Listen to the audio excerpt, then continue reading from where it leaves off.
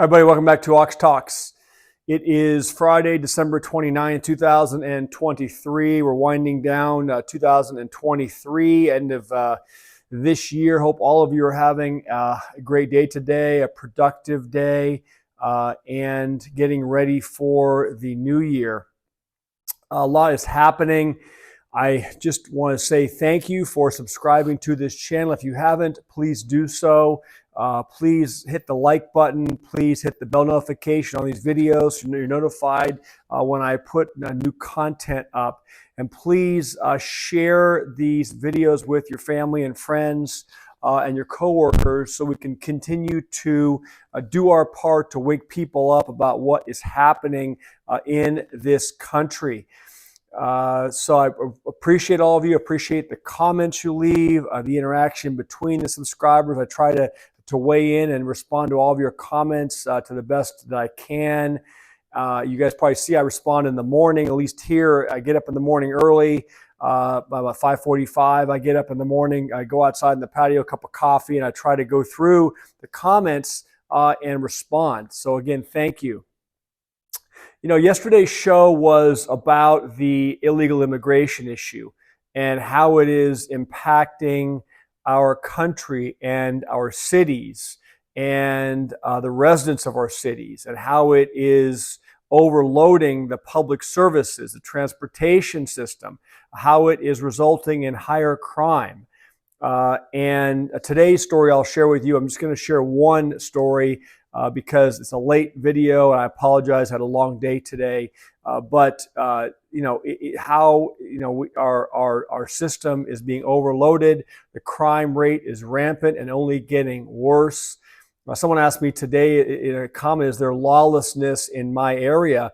And I wouldn't say lawlessness, but I definitely have a lot of friends in law enforcement out here higher up, and they confirming that the crime is going up a lot. And the homeless issue is also going up a lot here. Obviously, California's got a vast majority of the homeless pandemic is in California in this country. I think it was like 70% or something, which is really sad. But yeah, I'm seeing that around here.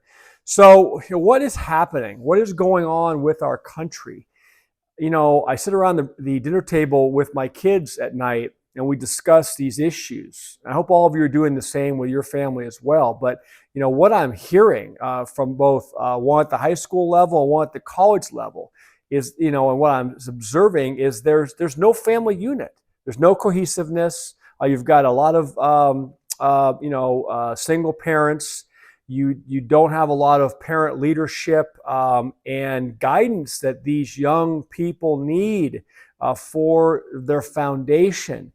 And it's amazing because, with all of my kids' friends, we become like the house that everybody comes to. They all want to come here. They all want to hang out here because obviously it's safe, it's cohesive, it's comfortable.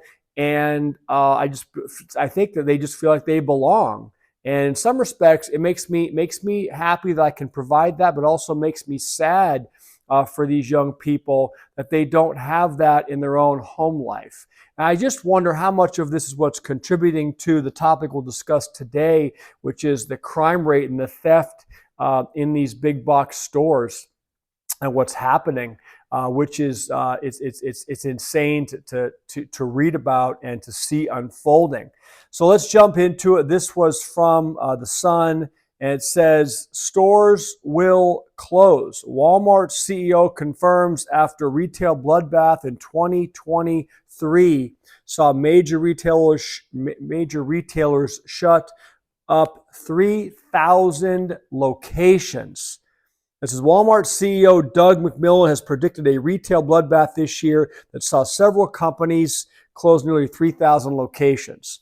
In December 2022, McMillon noted that theft rates at Walmart alone were higher than what it has historically been and called it a significant issue facing the industry. Not only facing the industry, but facing our country, because it's a moral and ethical decline, the fact that this is rampant. And what it does, and we'll deal with this in the article, it drives up the costs of goods for you and I that are honest and working hard to pay for these items. Drives up the cost, and it's also resulting in fewer locations and options for people to shop at because stores are closing. It says prices will be higher and or stores will close, warns the CEO in an interview with CNBC Squawk Box. As 2023 comes to a close, McMillan's comments seem to have served as an ominous foreshadowing as several retail giants, including Walmart, implemented drastic anti-theft measures. Receipt checks, and even operations with local law enforcement to stop shoplifting. You people that, the people that think that they can with impunity walk into a store, load up their cart or their bag and walk out without paying for it, they got to have a real check because, they need to look in the mirror and understand that is not the right path to be on. They've got some real problems. So I don't know. I mean, what do you guys think about this and the topic in general? Do you see the security measures at your local locations being stepped up? Do you see stuff being put behind glass and in cabinets, so you have to go and get a checker to open the cabinet before you can get your things to purchase? It says Walmart's one of 19 other retailers, 19 others, that closed a combined 2,847 locations as of Christmas, according to data collected by the Business Insider. This is Walmart mirrored Target with some stores locking items behind glass, and both began implementing receipt checks along with Costco and Sam's Club. Body cameras, automatic brakes on shopping carts, and other measures were also introduced. Self-checkouts at Kroger were also outfitted with artificial intelligence security cameras. Listen to this statistic. It says retail crime resulted in over $112 billion in losses last year, up from $93.9 billion in 2021, per data from the National Retail Federation. I know in Los Angeles, they don't even prosecute. I believe it's $1,000. If it's a theft of $1,000 or less, they won't even prosecute it, and the police don't even respond to it anymore. So these folks in Los Angeles don't have any incentive. The ones that are of the proclivity to take and to steal, they don't have any incentive not to. Nothing's going to happen to them. They're going to go into these convenience stores and these stores, Walmarts and Targets, and they're going to take what they want and walk out of the store. So we have a major problem. A lot of it's a political issue that's got to be addressed in these big cities, and it's really bad. It says Costco and Sam's Club notably added an ID check to confirm that membership cards weren't being passed around. So what's happening in your areas? If you're in a more rural community, where I'm at here, we're not a big city, but we have 3 or 4 options in terms of Walmarts, Targets, Costco, Sam's Clubs, things like that. It would be an inconvenience to drive an extra, 7 or 10 miles, but it could be done.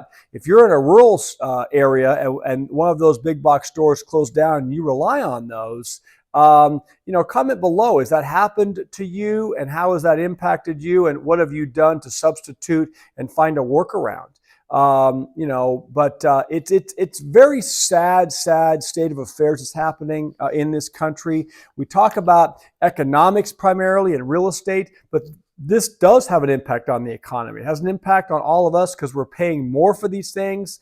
When stores close, it's less revenues coming into our local tax base.